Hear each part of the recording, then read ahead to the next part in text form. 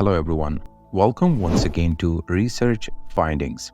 Today, we're going to explore research about infant formula for your little ones. In our last episode, we talked about the importance of breastfeeding and how frequent babies should be fed. If you missed that episode, be sure to check it out as well. In cases where babies may not receive sufficient milk from breastfeeding, infant formula could be the best alternative, especially during the first 12 months.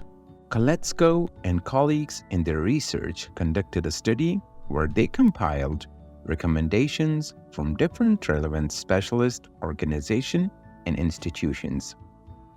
They suggested that infants who are not exclusively breastfed should be given infant formula as an alternative source of nutrition.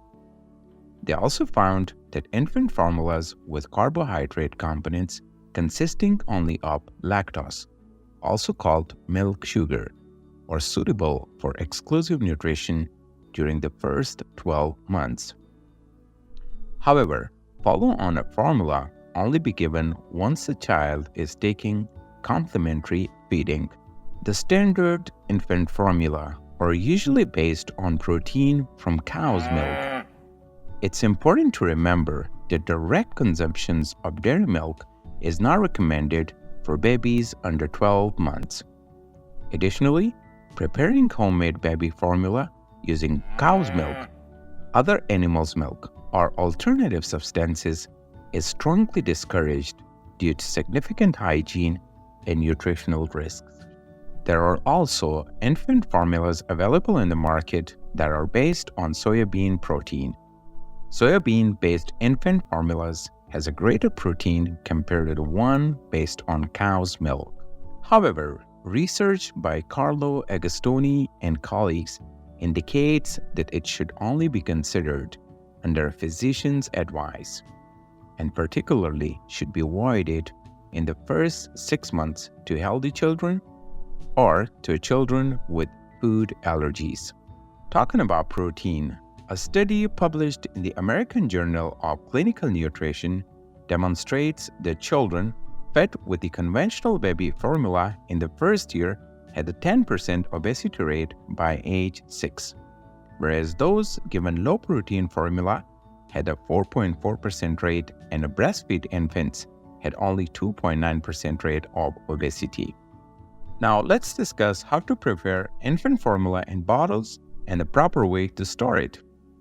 When it comes to preparing infant formula, it's crucial to follow the recommendations from well-recognized associations like Nutrition Commission of the German Associations for Pediatrics and Youth Medicine.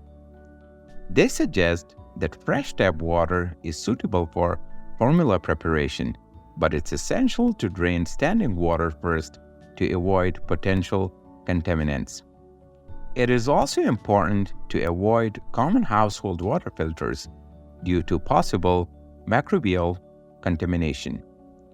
The water used to prepare instant formula should be lukewarm, with a maximum temperature of 40 centigrade or 104 Fahrenheit to prevent burns and nutrient loss. Bottles and nipples should be thoroughly cleaned after each meal. Rubber nipples should be occasionally boiled or changed.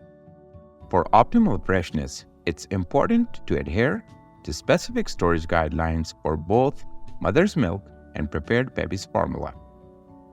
The Nutrition Commission of the German Associations for Pediatrics and Youth Medicine suggests that at room temperature, thawed mother's milk should be used within 6 to 8 hours, while prepared baby's formula should be consumed within 2 hours to ensure safety. When stored in the refrigerator at 4 Celsius, mother's milk maintains its quality for up to 72 hours, whereas prepared baby's formula is best consumed within 24 hours. For longer-term storage, freezing is an option. Mother's milk can be stored in the freezer at temperatures between -20 to -40 Celsius for up to 6 months. However, it's crucial not to freeze prepared baby formula as it may affect its consistency and safety. Thanks for watching, and don't forget to like, share, and subscribe for more insightful content.